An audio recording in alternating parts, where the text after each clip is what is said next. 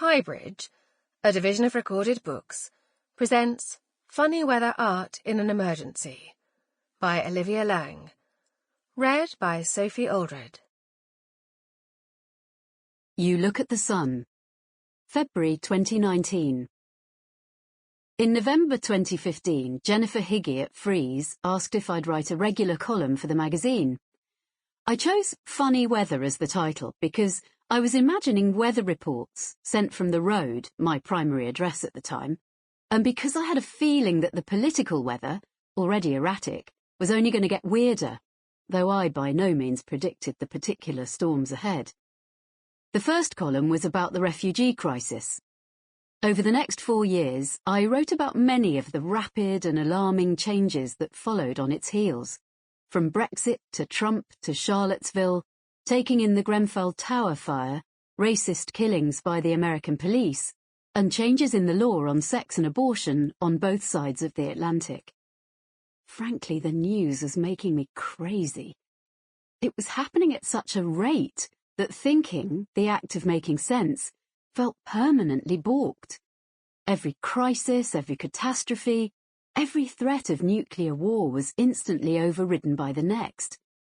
There was no possibility of passing through coherent stages of emotion, let alone thinking about responses or alternatives.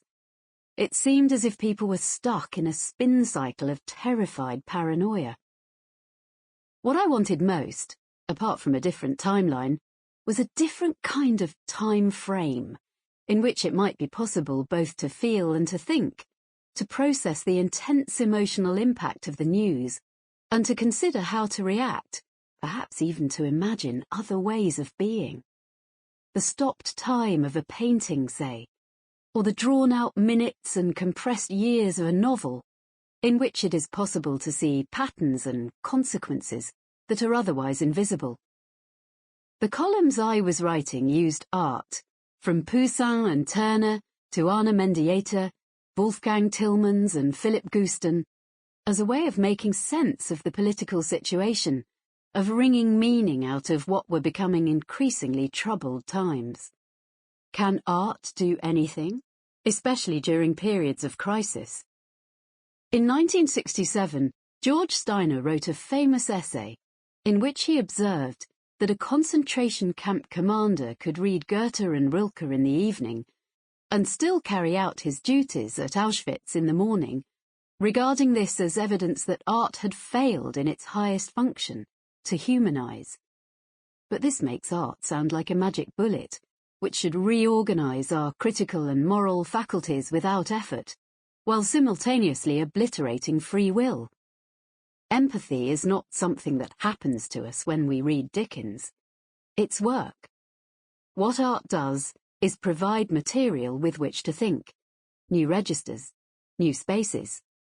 After that, friend, it's up to you.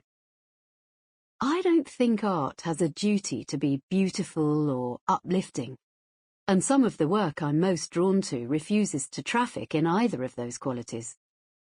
What I care about more, and what forms the uniting interest in nearly all the essays and criticism gathered here, are the ways in which it's concerned with resistance and repair. In this, I'm emphatically informed by an essay the late critic and queer studies pioneer Eve Kosofsky-Sedgwick wrote in the early 1990s. Like many people, I've been puzzling over paranoid reading and reparative reading, or "You're so paranoid you probably think this essay is about you," for years, ever since my friend James first told me about it on a scorching day in the West Village. A piece doing some of that puzzling appears later in this collection. Though it's written predominantly for an academic audience, paranoid reading is about something that affects us all, which is how we make sense of the world, how we approach knowledge and uncertainty, as we are constantly doing in the course of our daily lives, and particularly at times of rapid political or cultural change. Sedgwick begins by describing the paranoid approach, so common and widely practiced that we sometimes forget there are alternatives to it. A paranoid reader is concerned with gathering information, tracing links, and making the hidden visible. They anticipate and are perennially defended against disaster, catastrophe, disappointment. They are always on the lookout for danger, about which they can never, ever know enough. Anyone who's spent time on the internet in the past few years will recognize how it feels to be caught up in paranoid reading. During my years on Twitter, I became addicted to the ongoing certainty that the next click, the next link would bring clarity. I believed that if I read every last conspiracy theory and threaded tweet, the reward would be illumination. I would finally be able to understand not only what was happening, but what it meant and what consequences it would have. But a definitive conclusion never came. I'd taken up residence in a hothouse for paranoia, a factory manufacturing speculation and mistrust. This, Sedgwick explains, is the problem with paranoia as an approach. Though paranoid readings can be enlightening and grimly revelatory, they also have a tendency to loop towards dead ends, tautology, recursion, to provide comprehensive evidence for hopelessness and dread, to prove what we already feared we knew. While helpful at explaining the state we're in, they're not so useful at envisaging ways out, and the end result of indulging them is often a fatal numbness. At the very end of the essay, she briefly, tantalizingly floats the possibility of an altogether different kind of approach that isn't so much concerned with avoiding danger as with creativity and survival. A useful analogy for what she calls reparative reading is to be fundamentally more invested in finding nourishment than identifying poison. This doesn't mean being naive or undeceived, unaware of crisis or undamaged by oppression. What it does mean is being driven to find or invent something new and sustaining out of inimical environments. She suggests several artists whose work she considers reparative, among them Joseph Cornell, John Waters, and Jack Smith. To this list, I would add nearly all of the artists dealt with in these pages, many of whom came from emotionally or literally impoverished backgrounds, who lived in societies that starved them of sustenance and that frequently legislated against or otherwise attempted to curtail and punish their erotic and intellectual lives. All these artists, nevertheless, made work that bubbles with generosity, amusement, innovation, and creative rage. It is not only important, but possible to find ways of attending to such motives and positionalities, Sedgwick concludes, in a sort of rallying cry for reparative criticism.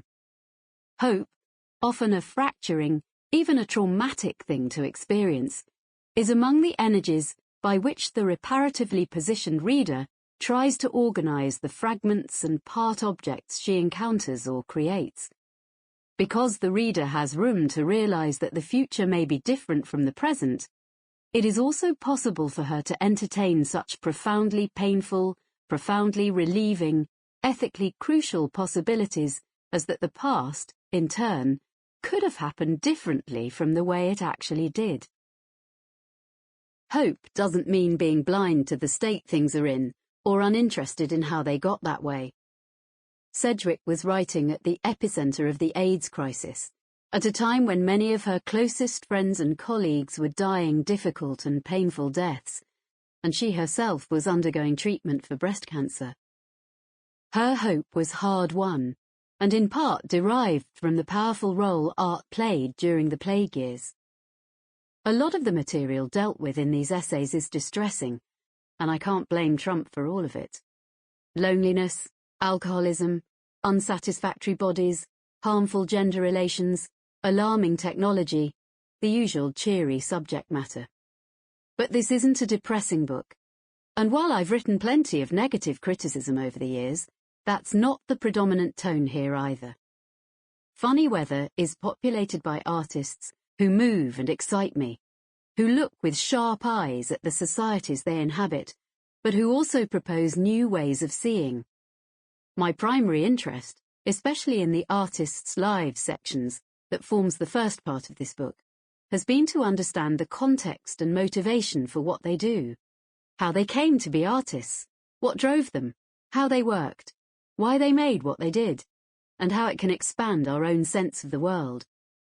Some of these people are touchstones, with practices so rich, so full of insights and provocations, that I am forever drawn back to them. Virginia Woolf, Derek Jarman, Frank O'Hara, David Wojnarowicz, Kathy Acker, Chantal Joffe, Ali Smith.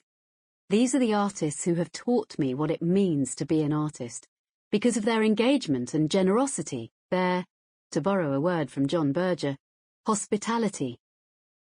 What I mean by hospitality is a capacity to enlarge and open, a corrective to the overwhelming political imperative, in ascendance once again this decade, to wall off, separate, and reject, the miserable human consequences of which are explored in microcosm in The Abandoned Person's Tale, a portrait of a refugee trapped in Britain's indefinite detention system. Much of the work I focused on was made in the second half of the 20th century, but I'm not looking backward with nostalgia. I'm going as a scout, hunting for resources and ideas that might be liberating or sustaining now and in the future. What drives all these essays is a long-standing interest in how a person can be free, and especially in how to find a freedom that is shareable and not dependent upon the oppression or exclusion of other people. Gathering together the work of nearly a decade exposes long-term preoccupations, as well as the way ideas morph and migrate. Many of the artists who've meant the most to me died of AIDS. Gauging the scale of that loss would be a lifetime's work. I write more than once about the events of the 16th of June 2016, when a British MP was murdered and a troubling photograph of Nigel Farage began to circulate on the internet.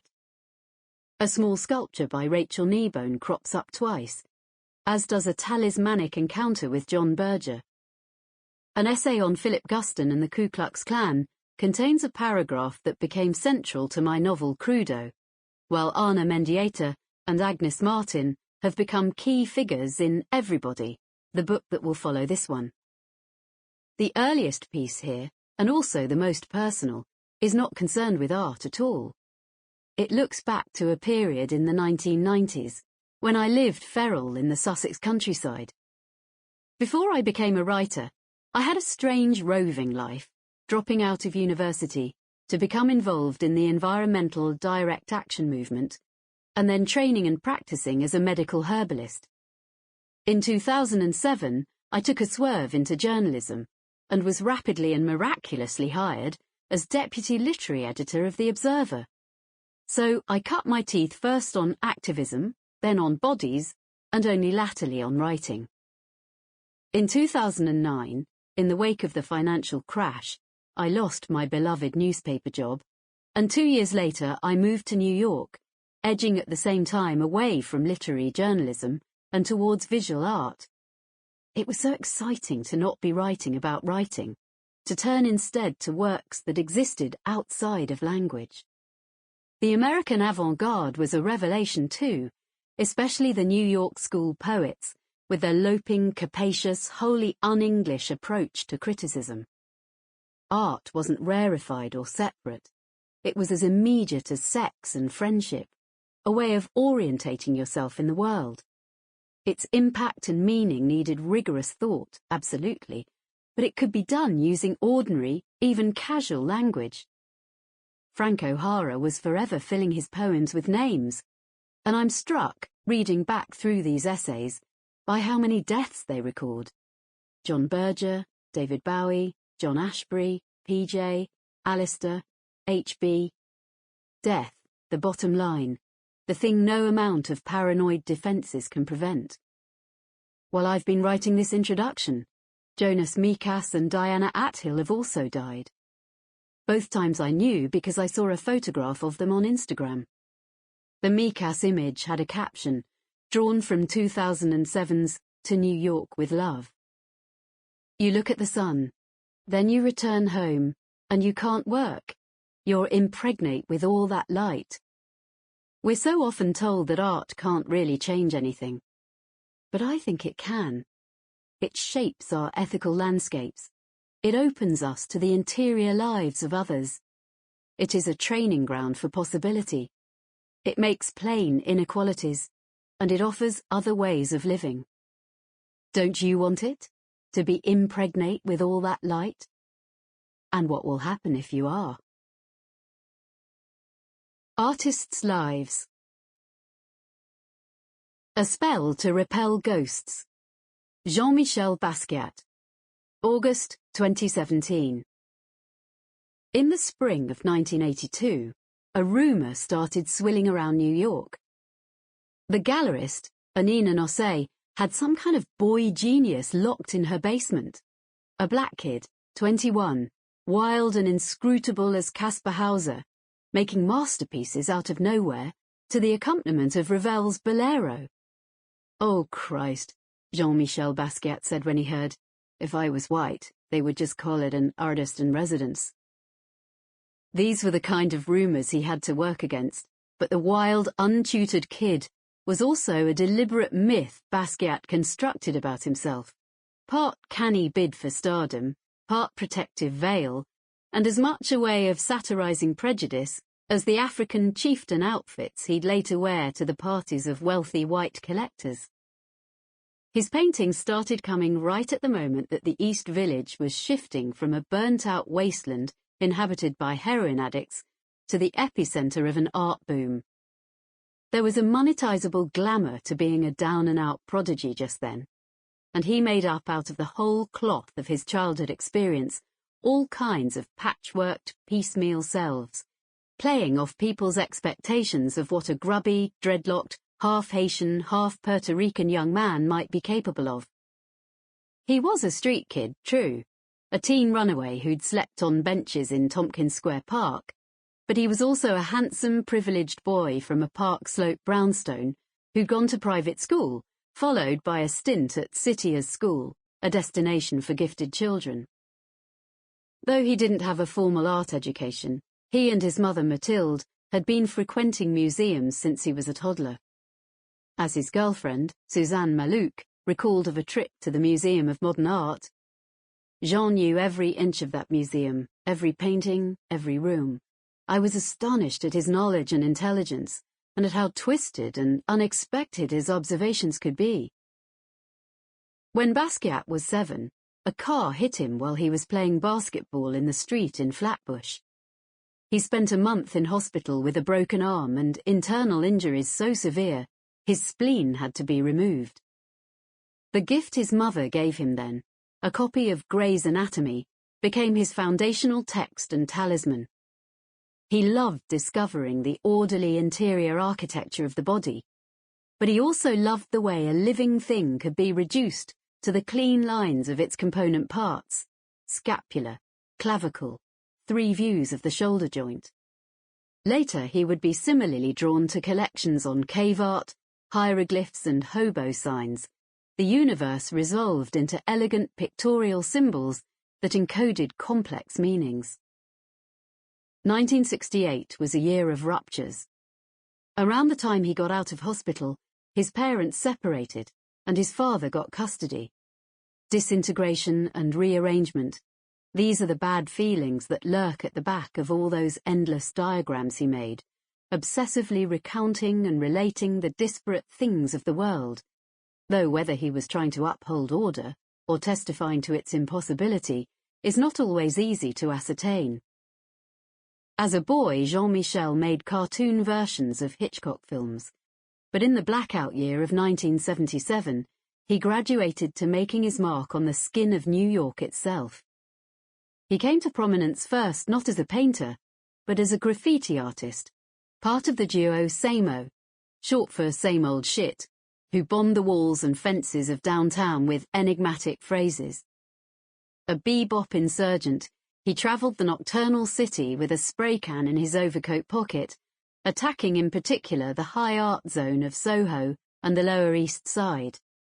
Origin of cotton, he wrote outside a factory, in his distinctively loose-jointed capitals, no spines on the E's. Samo as an alternative to plastic food stands. The statements were so poised in their assault on art world inanities that many observers believed they were by a disaffected conceptual artist, someone already famous. Same-o for the so-called avant-garde. Same-o as an end to the police.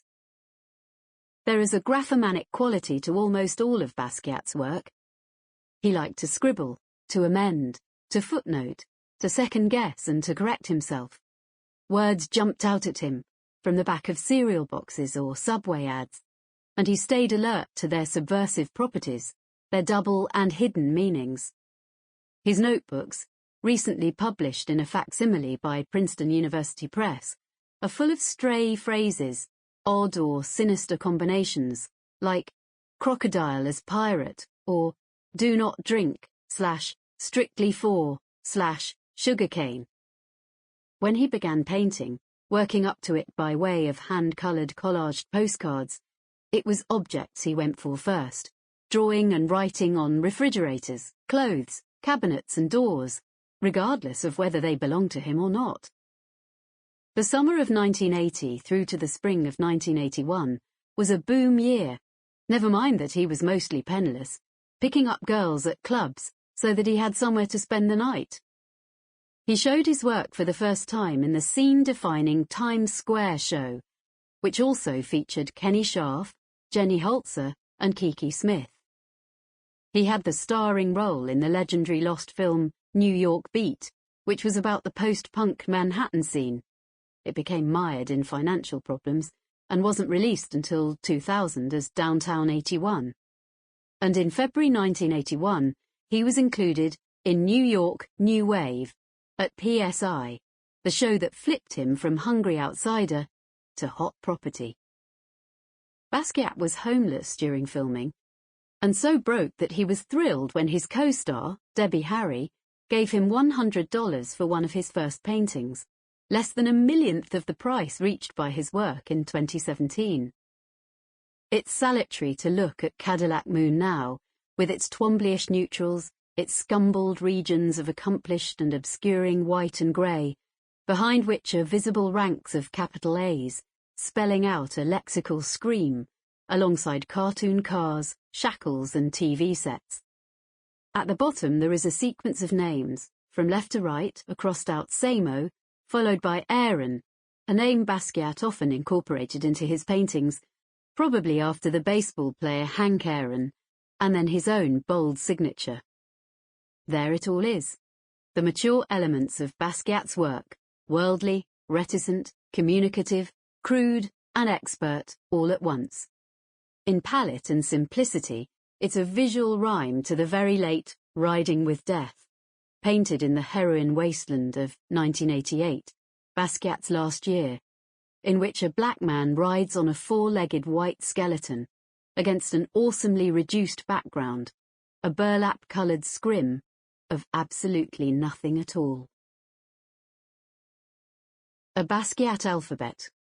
Alchemy, an evil cat, black soap, corpus, cotton, crime, crimey, crown, famous, hotel, king, left paw, liberty, loin, milk, negro, nothing to be gained here, Olympics, Parker, police, PRKR, sangre, soap, sugar, teeth. These were words he used often, names he returned to, turning language into a spell to repel ghosts. The clear use of codes and symbols inspires a sort of interpretation mania on the part of curators. But surely part of the point of the crossed-out lines and erasing hurricanes of colour is that Basquiat is attesting to the mutability of language, the way it twists and turns according to the power status of the speaker. Crimey is not the same as criminal. Negro alters in different mouths. Cotton might stand literally for slavery, but also for fixed hierarchies of meaning and the way people get caged inside them. Everything he did was an attack on racism, and I loved him for this, Maluk says in Widow Basquiat, the poetic account of their shared life by Jennifer Clement. She describes him in the Museum of Modern Art, sprinkling water from a bottle, hexing the temple. This is another of the white man's plantations, he explains. After Basquiat, Maluk became involved with another young artist, Michael Stewart, who in 1983 was arrested and beaten into a coma by 3 police officers after graffitiing a subway station wall. He died 13 days later. The officers, who claimed Stewart had a heart attack, were charged with criminally negligent homicide, assault and perjury, but found not guilty by an all-white jury. It is thought he was killed by an illegal chokehold, as Eric Garner would be 31 years later. It could have been me, Basquiat said, and set about painting Defacement, the Death of Michael Stewart. 2 cartoonish cops, with malevolent Mr. Punch faces and raised nightsticks, wait to rain blows on a black boy, who Basquiat has drawn faceless in an overcoat, passing between them into the blue sky. Unlike the portrait of another black martyr, Emmett Till, by the white artist Dana Schutz, that caused so much controversy at the 2017 Whitney Biennial, Basquiat chooses not to show Stewart's destroyed face. Instead, he writes a question in Spanish. Defacimiento? To spoil the surface or appearance of something, with a pen or some other kind of weapon. The pen couldn't kill, but it could reveal the dysfunction of foundational myths. Over and over, he redrafted America's history, the ongoing brutalizing dynamic of racism and its long legacies. He painted slave auctions and lynchings, cartoon style, livid, and he also made scathing accounts of what we might now call everyday racism. One of his obsessions was black talent and what happened to it, the way that jazz musicians and sports stars, Sugar Ray Robinson, Charlie Parker, Miles Davis, might accrue fame and money, and yet remain trapped in a white system, exploited and belittled, still susceptible to being bought and sold. What did his version of American history look like? It looked like Alto Saxophone, 1986, with its cargo of monkeys, their lips stitched shut, code for speak no evil, and at the bottom of the beautiful coloured page, a small black figure turning away, arms up, and next to it the words, Dead Body, Copyright, in tiny print. It looked like Untitled, Sea Monster, 1983, or Untitled, Cruel Aztec Gods, also 1983. Graphic representation of power through the centuries, scratching in and crossing out the names of kings and popes, and in the middle, in block caps, the words, Uninhabited by White Men, Copyright. It looked like the raging heads made with oil stick and graphite and crayon and acrylic through the full span of his career, sometimes so scribbled over, it seems as if they're in the process of being torn apart or spun like sugar. All the time, Basquiat was becoming more and more successful, more wealthy and famous. And yet he still couldn't reliably hail a cab in the street. Fine, limos instead. He bought expensive wines, Armani suits to paint in, like any artist who's suddenly made it big. Yet the anecdotes about his spending were, and continue to be, passed on with a casual glaze of racism, as if there was something unusually revealing about his appetites. It was lonely, he was lonely, the only black man in the room, prodigy as status too close to toy. They're just racist, most of those people, he's quoted as saying in Dieter Buchardt's Now's the Time. So they have this image of me, wild man running, you know, wild monkey man, whatever the fuck they think. One of his closest friends in the years of his success was Andy Warhol. The first time Warhol mentioned Basquiat in his diary, on the 4th of October 1982, was as one of those kids who drive me crazy. It didn't take long, though, before they were embroiled in a full-blown friend romance, among the most intimate and lasting of both their lives. They collaborated on over 140 paintings, 1/10 of Basquiat's total output, worked out and went to parties, had manicures and talked for hours on the phone. Those who believe Warhol incapable of love might take a look at his diary, as he frets endlessly over his friend's gargantuan drug consumption. The way Basquiat keeps nodding out on the factory floor, falling asleep in the middle of tying his shoes. Sample complete. Ready to continue?